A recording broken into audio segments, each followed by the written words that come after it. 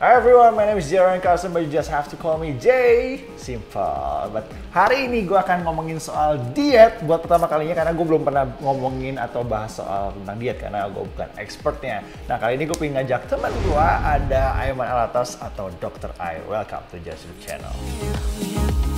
Alright, Dr. Ai, apa kabar dok? Alhamdulillah baik. Iya mantap. Dr. Ai, kenapa namanya Dr. Ai dipanggilannya? Biar unik ya? Sebetulnya nggak ada yang manggil Dr. Ai sebelumnya. Biasanya Aiman aja karena di sini dibikinlah istilah Dr. Ai gitu biar imut-imut gitulah katanya. Kayak K-popers ya? Iyalah gitu. Kabar gimana dok? Alhamdulillah sehat. Baik ya, sehat baik, ya. Baik. Tetap masuk rumah sakit terus ya tiap hari ya? Tetap ke fasilitas kesehatan ya, orang sakit ada tiap hari. Tiap hari nggak ada liburnya ya, nggak ada tanggal Iya. merah, jadi dokternya juga harus sedia. Sakit nggak bisa WFH ya? Sakit nggak bisa WFH, tetap harus masuk. Iya, mantap. Bro, gue tuh pengen ngomongin soal diet, ya kan? Karena kalau gue pribadi itu kan basicnya dari kurus ya, jadi gue nggak pernah diet. Tapi sebetulnya diet itu kan konotasinya sebetulnya nggak cuma turunin berat badan ya? Nah iya, soalnya orang Indonesia tuh menganggap diet itu cuman menurunkan berat badan. Padahal diet itu sendiri itu artinya pengaturan pola makan. No, oke. Jadi bisa menurunkan atau menaikkan berat badan. Ya, berarti kalau gitu gue juga pernah diet ya? Itu namanya diet. Berarti gue ralat, gue pernah diet. Sama ini gue kalau tanya, gue nggak pernah diet karena emang ternyata konotasinya ya kita di Indonesia mikirnya diet itu buat turunin berat badan. Ya. Nah, yang gue dengar dan yang gue tahu, lo kan sudah berhasil nih diet ya, buat nurunin berat badan. Oke. Dari 90 kilo ya bro ya? Dari 90 kilo. Sekarang? Sekarang 68. Damn it, 90, 68, 22 kilo. 22 kilo kurang lebih lah. Gue naik 22 kilo, lo turun 22 kilo. kilo. Nah ini ya makanya gue pengen nanya sama lo, kalau untuk diet nurunin berat badan, soalnya kalau orang nanya ke gue bingung karena gue gak punya experience itu bro, kan gue naikin berat badan, ya kan? Nah kalau lo sendiri, sebetulnya diet yang pernah lo lakuin atau yang pernah lo coba itu apa aja sih?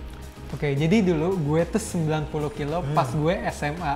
Oke. Ya which is gue belum ngerti lah diet itu kayak gimana, caranya kayak gimana. Dulu pada awalnya gue mencoba berbagai macam diet, sempat diet ekstrim yang makannya cuma sehari sekali dan sisanya ya minum air putih aja. Wow. Terus juga sempat intermittent fasting atau dulu tuh lagi heboh yang namanya OCD. OCD. Obsessive compulsive diet. Padahal sebenarnya itu istilah intermittent fasting. Sempat coba juga berbagai macam lah.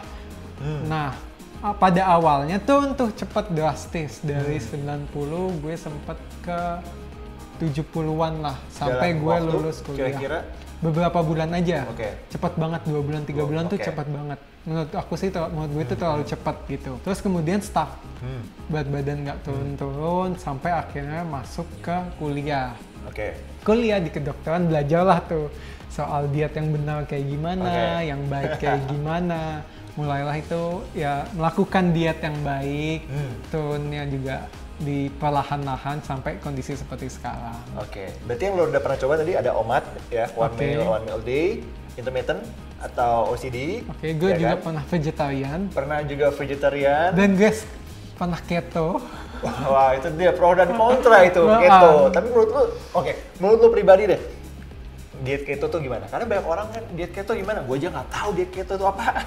Jadi yang nggak tahu diet keto itu intinya dia men-cut karbo seminimal mungkin. Seminimal, gitu. Bukan sama sekali ya? Bukan sama sekali, seminimal mungkin. Yang gue baca sih kalau nggak salah maksimal itu 5%. Jadi normalnya itu manusia kan makan karbo 60%.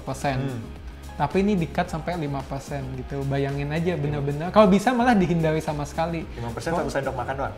Ya sedikit banget lah. Bahkan dulu gue nggak makan nasi, nggak makan terigu, nggak makan gula, dan lain-lain di-cut. Terus apa yang lo rasain waktu lo diet keto itu? Ada nggak sih kayak kok gue berasa jadi lemes banget, gue berasa jadi bego banget. Nah iya, jadi efek, kan bayangin aja tubuh kita butuh gula. Gak ada karbohidrat yang masuk, gak ada glukosa yang masuk, tiba-tiba gula turun dong secara drastis. Minggu-minggu awal tuh sakit kepala, ada yang istilah namanya flu keto. Flu keto? Ada flu, dan gue cari ternyata itu ada istilah medisnya gitu. Jadi beneran ada flu keto gak, jadi dia itu sakit, ya flu itu kan istilah kayak gak enak badan, flu pusing gitu, yang disebabkan oleh diet keto. Penyebab pastinya belum tahu, ya mungkin ada pengaruh metabolisme karena karbonya di-cut banget gitu. Terus gue juga pernah mengalami hipoglikemik. Gue nggak tahu apa itu. Hipoglikemik itu gula darahnya rendah banget. Oke. Normalnya manusia itu ya kalau bisa 70 lah gitu. Nah gue pernah sampai 50-an. Jauh. Ya, bayangin aja tuh normalnya butuh gula banyak, tiba-tiba gulanya di stop ya pusing banget gitu. Ya. Itu berapa lama tuh kira-kira waktu diet keto bro? Bahkan sampai akhir-akhir ini juga gue kemarin sempat keto. Sempet lagi, karena lo pengennya cepet gitu ya? Nggak tau, gue merasa keto itu cocok aja buat gue. Cocok gitu. buat lo? Walaupun sebetulnya lo tahu itu bahaya ekstrim ya? Nah, jadi emang di dunia medis keto ini diperdebatkan. Jadi ada beberapa ahli gizi yang benar-benar menentang nggak boleh sama sekali keto. Tapi gue sempat konsultasi ke salah satu ahli gizi. Ya beliau bilang katanya ya boleh diet keto, tapi jangan terus-terusan gitu. Maksudnya dalam seminggu lo ada cheatingnya sehari 2 hari gitu. Jadi ya gue menerapkan itu, ya gue melakukan diet keto, tapi gue ada cheatingnya juga. Misalkan gue makan karbo juga, misalkan hari Minggu atau hari-hari tertentu dalam seminggu make itu. sense lah ya. Lebih jadi aman. tetap lebih tetap aman. ada glukosanya. Tetap ada glukosa yang masuk. Alright. Gitu. Oke, jadi kalau next pertanyaan gue gini, lu udah cobain beberapa jenis, nggak beberapa itu agak banyak juga, lu banyak cobain macam-macam ya kan? Yang lu nggak saranin buat viewers nih, ya kan? Jadi diet-diet apa yang lu nggak saranin? Yang pertama yang diet sehari sekali itu. Makan satu Makan kali? sehari sekali. Oke. Menurut gue itu nggak gue sarankan. Ya maksudnya kan tubuh kita butuh energi lah untuk menunjang aktivitas gitu. Kalau cuma sehari sekali, sedangkan aktivitas kita ya setiap hari gitu. Emang sepanjang hari ya. Kita tidur 8 jam, berarti sisanya aktivitas dong. Kurang lebih 16 jam. Terus kita cuma makan sehari sekali aja. Ya bayangin aja misalkan pagi bangun perutnya lapar. Terus berangkat ke sekolah, belajar, terus gimana tetap nggak bisa fokus dan lain hal yang nggak disarankan sih menurut gue itu.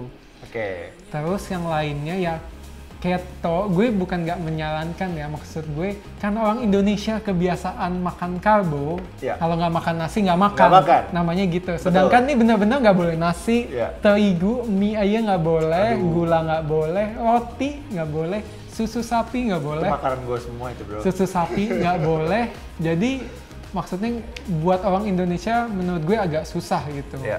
Dan kalau beda ya mungkin kalau orang luar kan banyak yang menjalankan keto, mungkin dia karbonya nggak sebanyak orang sini ya. Bayanginnya di sini makan mie instan pakai nasi gitu. Terbiasa dari kecil kita perlu terbiasa kayak gitu. Perlu karbo. Nah makanya kalau Indonesia menurut gue nggak cocok keto, jadi coba yang lain. Dan menurut gue juga diet itu cocok-cocokan. Benar. Gak bisa nih gue bilang nih gue diet ini, nanti lo coba diet itu lo bisa aja nggak berhasil gitu. Karena metabolisme tiap orang kan beda-beda. Sama kayak kalau nge-gym pola latihan gue belum cocok sama pola latihan lo dan lain sebagainya. Oke. Nah kalau gitu cara diet sehat menurut Dr. Ai itu gimana? Diet yang sehat itu seperti apa? Oke, jadi tambahan dulu gue juga sempat ngitung kalori gitu. Surplus defisit kalori. Nah menurut gue itu yang paling aman ya? Paling safe. Paling aman. Tapi yang terpenting harus tahu dulu kebutuhan sehari berapa kalori.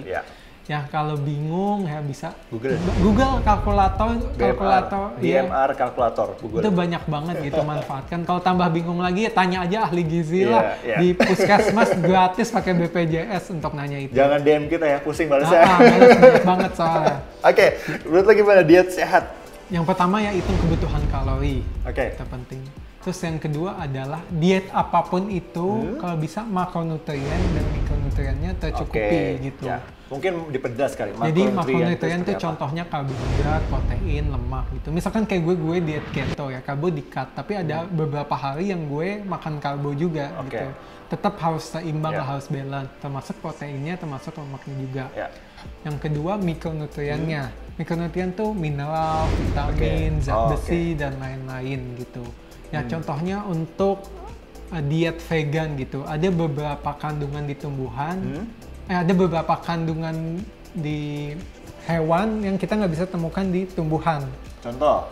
Gue lupa kalau nggak salah B6 atau B12 ya. Makanya beberapa orang yang melakukan diet vegan suka ada suplementasi tambahan karena emang di tumbuhan nggak ditemukan gitu.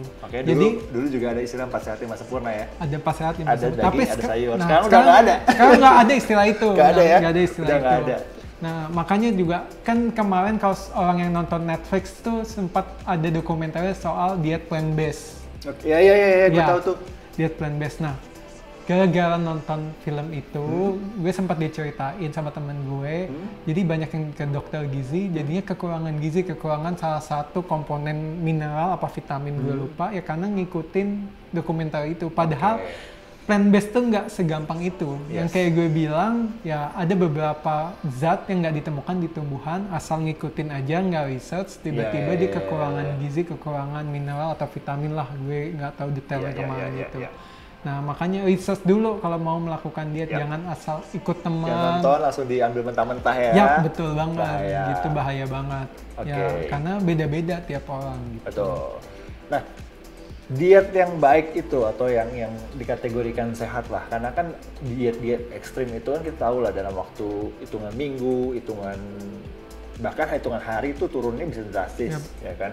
Kalau secara ilmu kedokteran gitu deh, kira-kira untuk turun berat badan yang sehat itu seminggu kira-kira berapa kilo sih? Jadi beda-beda nih tiap ahli, ada yang bilang maksimal tuh 0,9 kilo per minggu, berarti seminggu sekilo, berarti sebulan 4 kilo, ya kurang lebih bilang maksimal segitu. Nah sebenarnya kenapa sih kita mengharuskan begitu?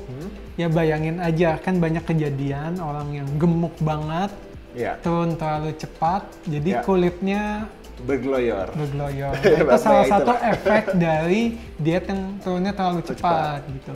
Kalau udah kondisi kayak gitu, mau gym gimana pun udah nggak bisa dan harus dilakukan operasi gitu. Betul. Makanya disarankan dietnya turun perlahan-lahan.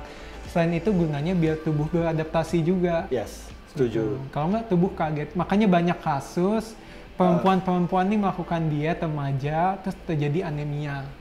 Anemia zat besi, kekurangan gizi. Nah, efek sampingnya tuh bisa kayak gitu. Betul banget. Nah, abis itu apa namanya kalau misalnya ada orang yang kayak, aduh gue malas diet nih, tapi dia pengen kurus, gue malas diet, tapi gue maunya olahraga aja deh. Gue olahraga mati-matian, tapi makan ya suka-suka gue. Menurut lu bisa kurus kan? Menurut gue bisa aja. Bisa aja. Pertama karena kalau pakai logika, kan kebutuhan sehari misalkan normalnya 2000 kalori rata-rata manusia.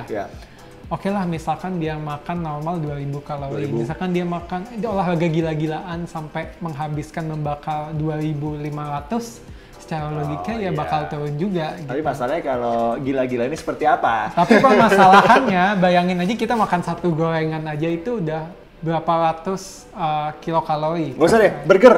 Wah, my favorite Burger King. Berapa tuh? Satu. Gue sempat baca bahkan bisa sampai 1000. Iya kan? Yang beef racer. Nah contoh dia olahraga sepedahan membakar. Bro yang itu bre, gue nge-gym 1 jam aja itu paling 400-500 kalori tuh, doang. 400-500 kalori. Nggak even satu burger. Itu cuma satu burger gitu. Iya. Ya kan nggak mungkin, berarti harus berapa 2 jam nge-gym yang kayak Jerayan lakukan baru satu burger habis terbakar gitu. Kalau logikanya kan nggak mungkin lah ya, makanya harus seimbang antara pola makan, gizi, dan olahraganya juga. Betul, gitu. Berarti kalau sebaliknya malah memungkinkan ya, kalau kita makan jaga tapi olahraga males, kita kurus bisa ya, cuma bentuknya kayak gimana itu jadi masalah gitu. Dok, terakhir deh kasih dong tips dong, apa namanya, ya kalau tips diet mah tadi udah bilang ya, pokoknya jadi yang jadi bisa jadi lifestyle ya. Iya. Yang penting, aku selalu bilang di Instagram aku, untuk followers aku, lakukan diet yang kamu nyaman melakukannya gitu. Karena pola hidup sehat itu lifestyle. Maksudnya nggak bisa nih diet sehat, cuman dilakukan untuk menurunkan berat badan, jadi misalkan setahun aja udah mencapai berat badan ideal, udah stop. Balik lagi. Banyak yang namanya diet yoyo. Jadi udah turun, naiknya juga cepet banget karena ya pola makannya, pola hidupnya ya berubah lagi gitu. Betul. Ya contohnya kayak aku kemarin diet dari SMA sampai sekarang aku tetap diet gitu. Maksudnya pengaturan pola makannya juga tetap. Misalkan aku merasa hari ini makannya banyak, berarti besok aku harus kurangin biar biar badan aku tetap ideal gitu. Betul. Makanya itu yang penting, jadikan diet, pengaturan pola makan itu yang pertama yang sehat, yang tadi aku udah jelasin. Jadikan pola hidup atau lifestyle. Jangan cuman karena udah mencapai target terus langsung lupa nggak melakukan, itu salah besar. Nanti balik lagi nuruninnya jadi susah lagi gitu. Itu sih yang penting. Alright, sama kayak pernah cobain OCD, Deddy Corbuzier sebagai penciptanya aja juga sampai sekarang melakukan itu ya. Dia juga ngomong kan itu harus jadi lifestyle gitu. Jadi bener sih kalau kita konklusiin diet apapun itu pilihlah yang nyaman ya kan, dan bisa dijadikan lifestyle terus menerus. Sama kayak olahraga, kalau kita nge-gym ya kan udah sampai wah gue udah achieve nih badan gue segede ini, terus nggak mau olahraga lagi atau kendor ya ototnya juga akan kendor juga. Makanya harus di-maintain. Harus di-maintain. Jadi apapun itu jadikan lifestyle, gaya hidup. Betul gitu. banget. Jangan jadi tren semata, kaget latah ya aja. Latah ikut teman banyak banget. Siap. Dr. Ai, thank you so much for your time. Sama-sama. Terima kasih udah diajak juga. Gue juga kemarin bikin konten fakta dan mitos tentang di gym, dicek di di YouTube-nya Dr. Aiman. YouTube lo apa bro? Aiman Alatas, Instagramnya juga sama Aiman Instagramnya juga sama, dan juga di like, comment, and subscribe, di share juga ya. Terima kasih guys, thank you so much for watching. Always be grateful for the best. See you next video. Bye.